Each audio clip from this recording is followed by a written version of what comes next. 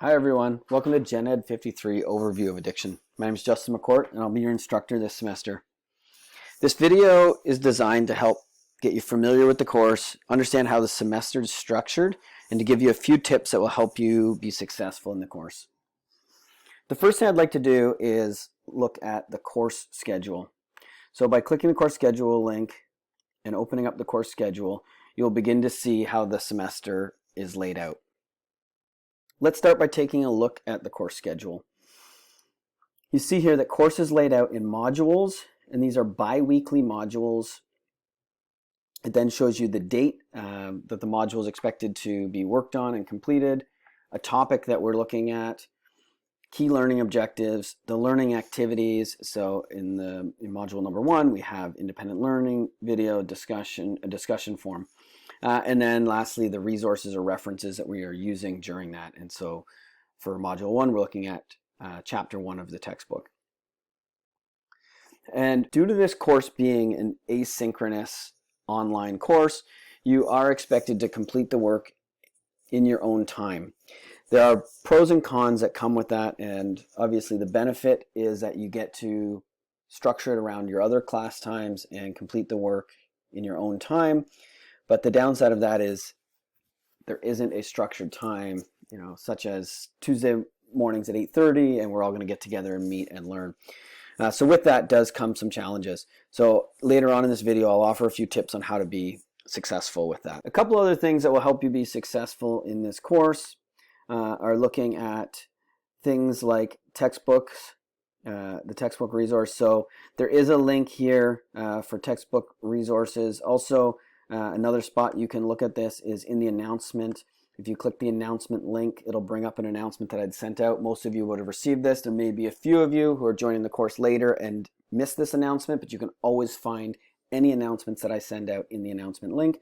And there's some information about the textbook. The easiest way to get the textbook for this class is to click this link here. That'll take you to the SLC library.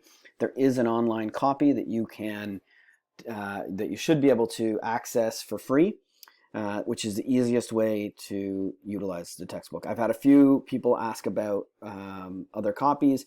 So in the past, it wasn't an option with the library, and so these are places you can purchase. You can purchase both an online or a hard copy. Due to this being an online course, and especially an online asynchronous course, having a textbook is a large component to that because a lot of the material will link back to that, and that's where a large part of the learning happens, which is through the course material and the content in your textbook. The next thing I wanted to go over were the modules, and so this is where you'll find the modules. Looking at, we'll start with module 1, which is the BPS Plus, the Biopsychosocial Plus model. So when you click a module, there'll be a few different links. The first link you'll see is the lesson. If you were to click the lesson link, it'll bring up the lesson, some information, checklist of things you're supposed to be looking at throughout the 2-week period of this module. In this one, there's a video to watch, so then you would watch the video. And in this one here, you would read chapter 1, you watch the video, and you engage in the discussion board. And so the second thing in this module, you'll see this link here, which is Dimensions of the Biopsychosocial Plus model, graded discussion. So you'll often see certain links which will create a link to the assignment or assessment that we're looking at. For instance, in module 2, there's a graded quiz, and so you'd click this. This will bring up the graded quiz. So if we come back to module 1, you go through your checklist, you complete the different things, the readings, watching videos, or if I post videos or send external links to look at, complete those. And in this case, complete the discussion. Another place I wanted to show you as well, because as you will see in your course schedule, you will find all of the due dates and things like that. But where you can also find discussions is by clicking the discussions link. That will also bring you to the different discussions. That brings me to tips for success for the course. So I've got a few tips. First, create a weekly routine. Set aside specific times. I generally try to encourage a few different times, but if you think about this as any other class or course that you have, which typically would require about 3 hours of class time for many of the classes, this would be a 3-hour class time chunk. So thinking about setting that aside to do your readings, look at the course material, engage in the discussions or complete quizzes or whatever the assignments or assessments are. So setting aside specific time in your week that you focus on this course. The second one is to engage in material and discussions. Learning happens best when we actively participate rather than just kind of scrolling through the content. That's true of this course. So in order to be successful in this course, one of the main things that happens is through the online discussion that we have.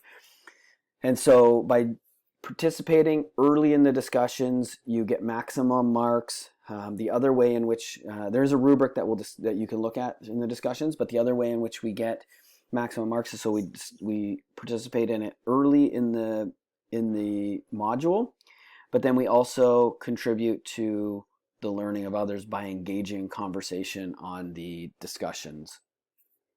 I will create a video specifically talking about the discussion posts and some of the ways to be successful there too. But then thirdly, to be successful in this course, if you're unsure about expectations, deadlines, course content, please email me. Email is the easiest way. I generally try to get back to people within 48 hours. Obviously things, timelines can vary depending on what's happening within the week, but I do my best within that. So what that also means is try not to wait until the end of a deadline or right near the end of it, because I might not get it right away, or I might be in the midst of marking or things like that. And so if it takes me a day or two to get back to you and you wait until an assignment's due, then often we're kind of pushing that really close to deadlines. And so one of the ways to be successful is to go through the course material. If you have questions, as early as you can, address those. We do our best to do that. And lastly, I would say pace yourself.